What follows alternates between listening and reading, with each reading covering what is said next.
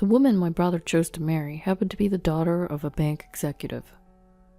"Please do not come to the wedding," she implored. She despised me, a high school dropout working in construction. My brother's the only family I have, yet she threatened to cancel the marriage if I attended. "Please do not interfere any further," she pleaded.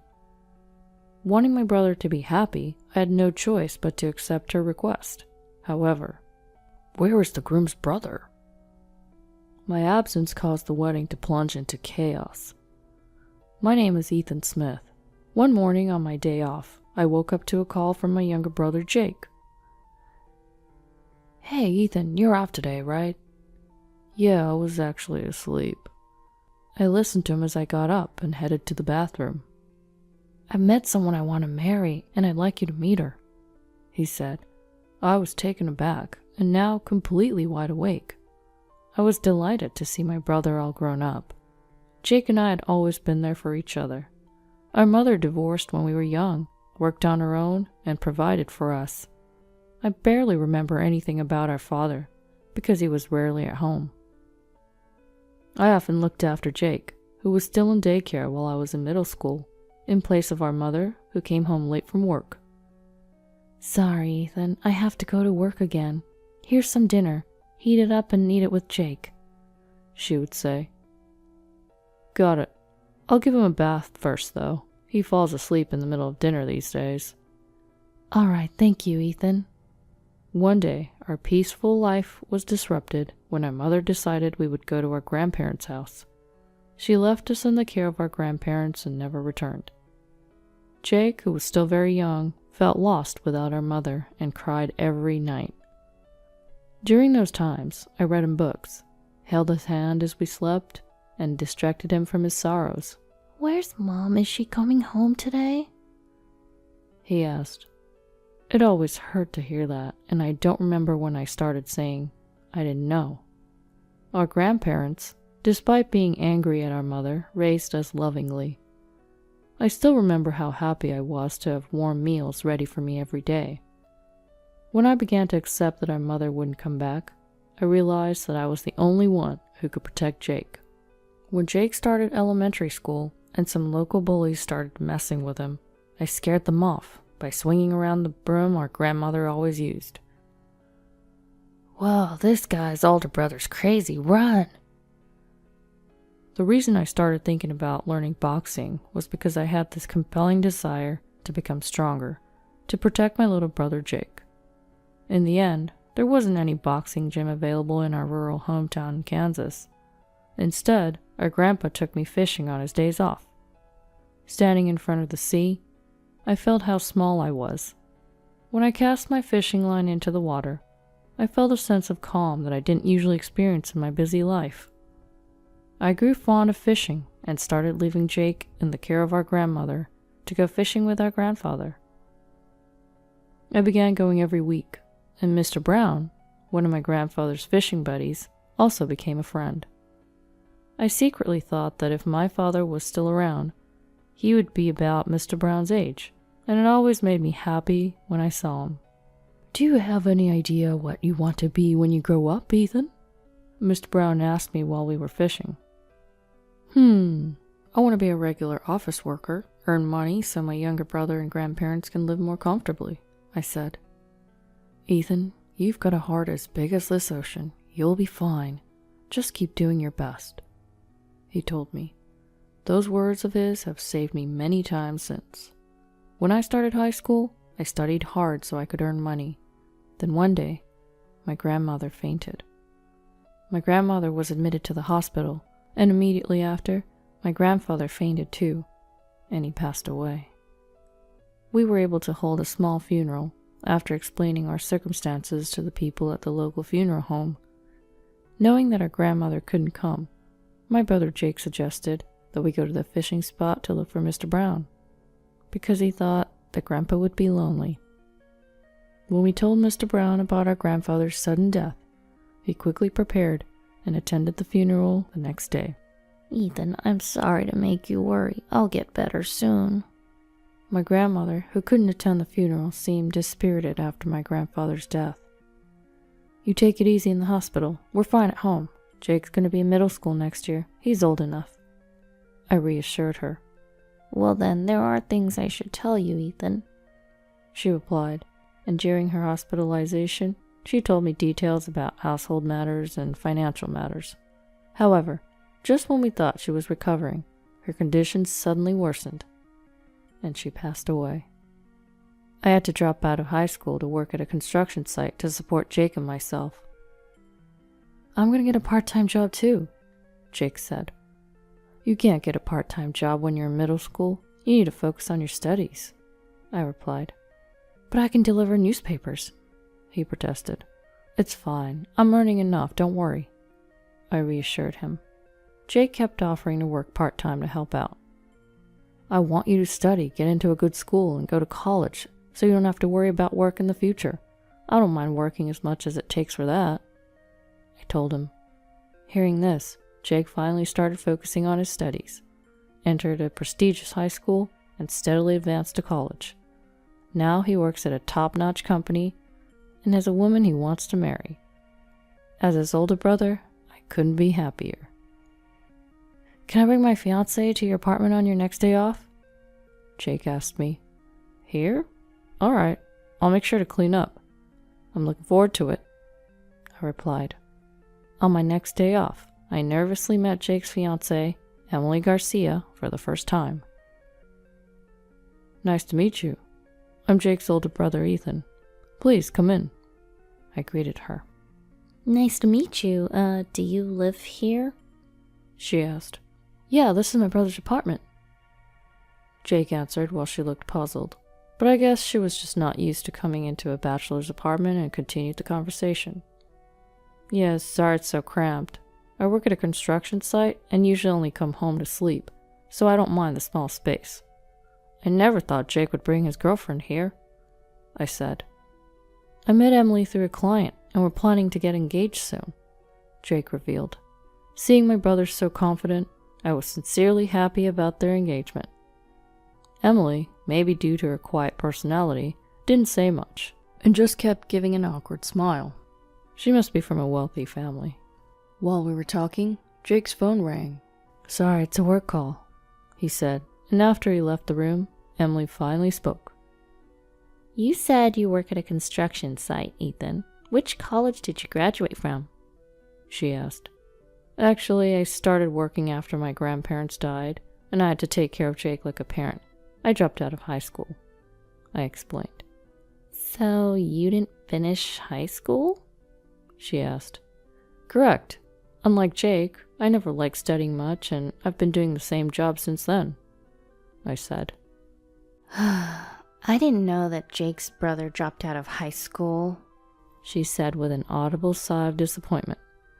I don't regret giving up on my education even now.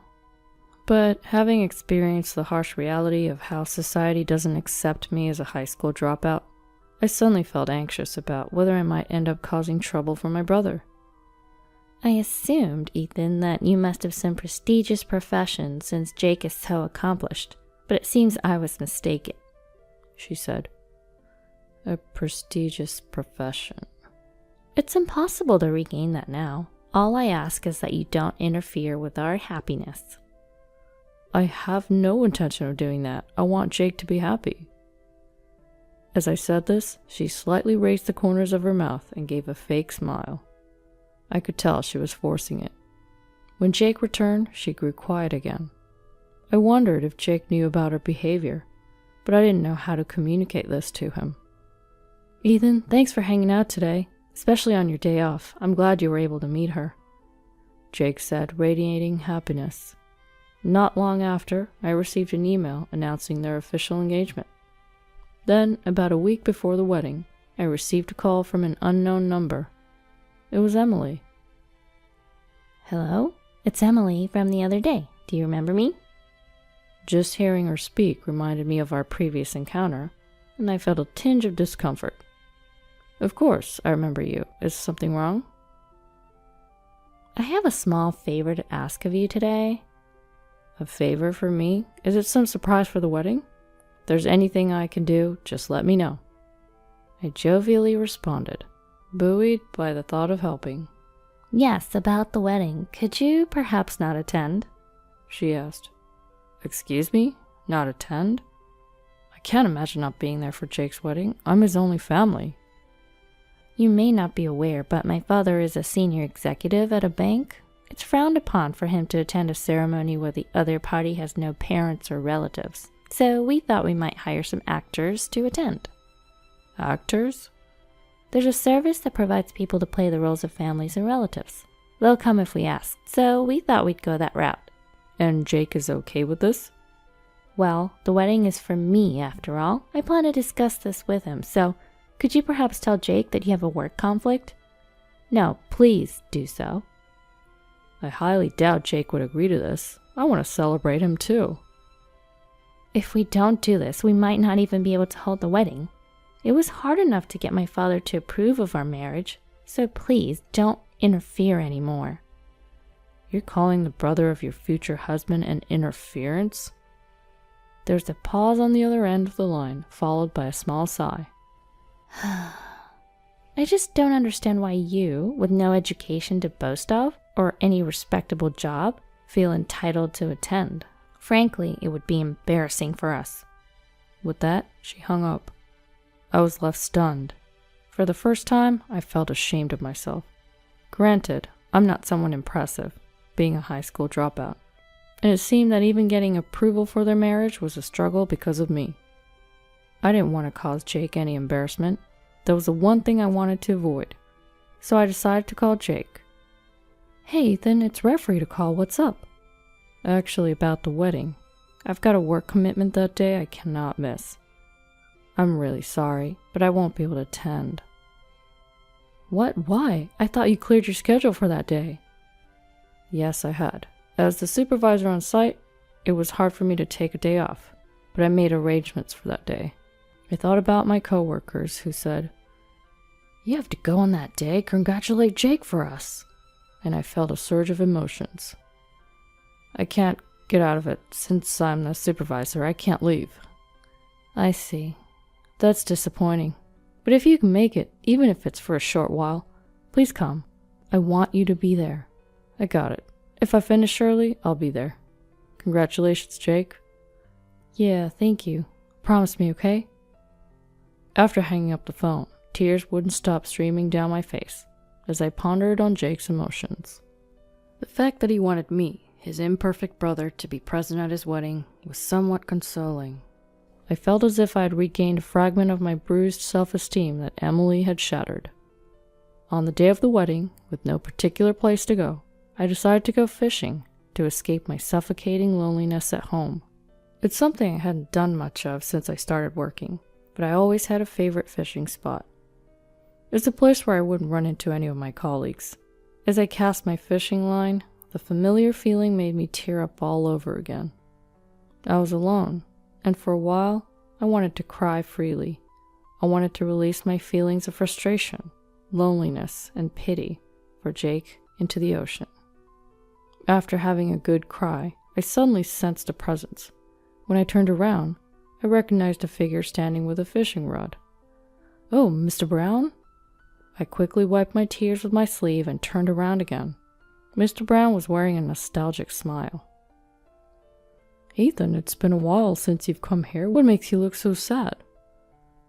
"Ha, you are observant as ever." Embarrassed that he'd seen me crying, I told Mr. Brown everything about why I couldn't attend the wedding, laughing and crying as I did so. If anyone could soothe my turbulent heart, it would be Mr. Brown. I had such a hunch. "That's harsh, Ethan. You're an admirable man. There's no reason to feel ashamed. I know that better than anyone else." Stop making me cry. "Hey, Ethan, do you think this is the place to be crying?" "But if I show up, won't I interfere with Jake's happiness? Do you think your brother will truly be happy if his big brother doesn't come to his once-in-a-lifetime wedding?" "Well, Jake values you more than you think." I remembered what Jake told me. He said he wanted me to come, even if I was late. "You should go. Come on, get going." "Thanks, Mr. Brown. All right, I'll go. I hurried home to get ready for my beloved brother. Each word of Mr. Brown's pushed me forward. When I arrived at the wedding venue, Jake and Emily were still waiting in the backstage room. Bro, you made it in time. I'm so glad. Next to the joyful Jake, Emily suddenly made a sour face.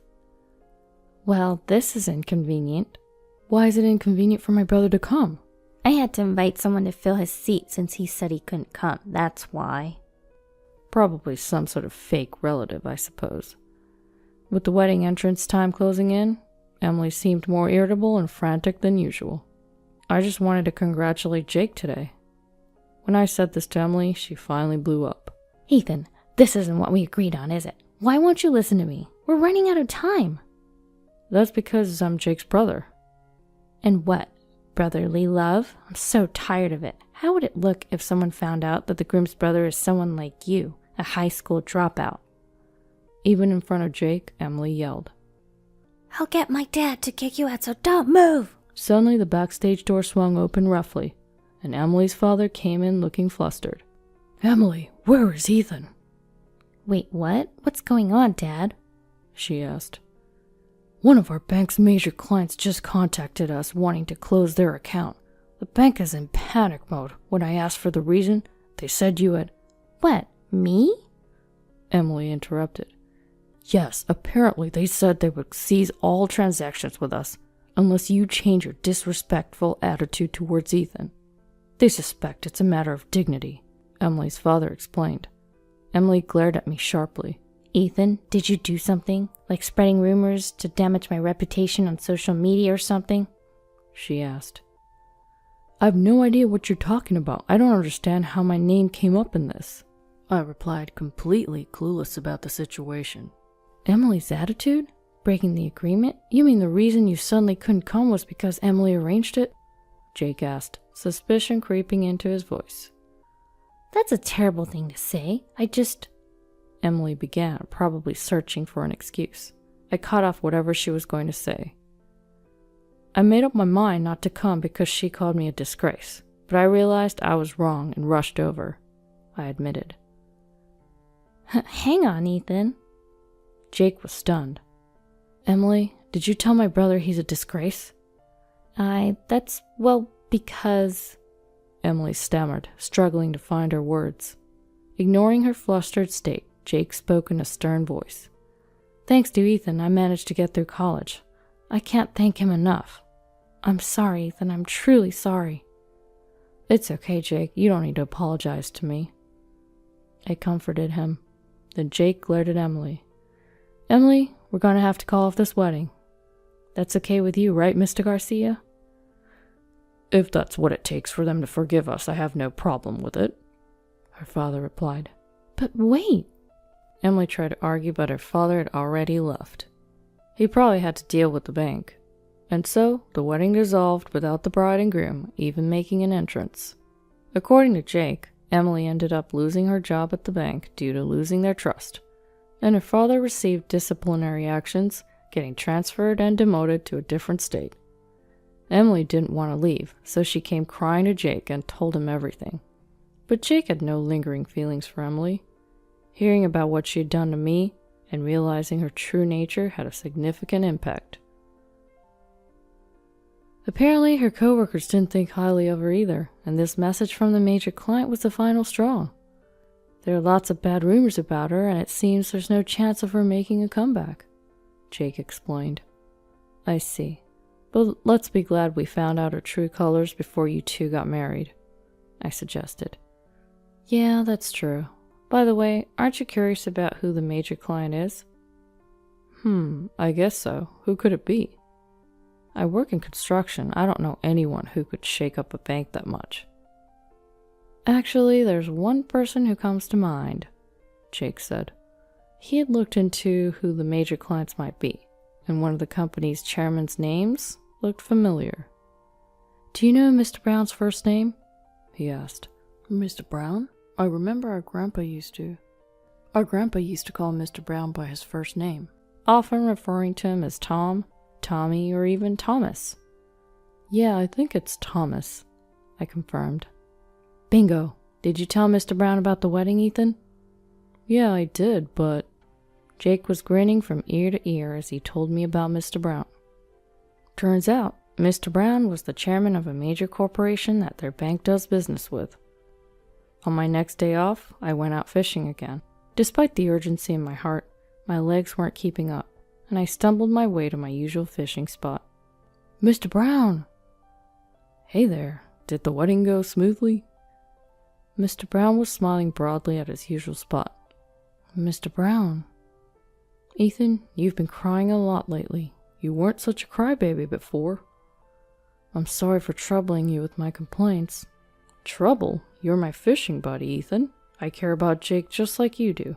It's only natural to help a friend, so don't worry about it. Besides, you shouldn't be thinking about anything when you're fishing. I nodded and sat down next to Mr. Brown, casting my fishing line into the water. All that seemed like a distant memory, as I was back to my usual busy work life. Well, it's not exactly the same as before. There were changes happening around me. Mr. Smith, I made too much of this. Would you like some? My typical fast food lunch had recently turned more interesting. That's because the new secretary has been finding reasons to bring me homemade lunches. She was Mr. Brown's granddaughter, and I vaguely remembered her mentioning that she had been the little girl Mr. Brown brought along who used to come fishing with us. You were my first crush, and I could never forget. I can't believe you just remembered me. She pouted as she said this, but the next moment she was smiling. I had grown fond of her sunny disposition, and now she had become someone important to me. I told Jake I had a girlfriend via email, and that same night I received a call from him after a long time. Introduce me to your girlfriend, bro. I'll bring my girlfriend too. Apparently, Jake had a new girlfriend too. The fishing that my grandfather taught me was a solace to my young mind back then. Now, it's become a bond with the people I care about. It's a sunny day today. According to the weather forecast, looks like we're in for a few days of clear skies. I plan to invite my girl on a fishing date with me this weekend.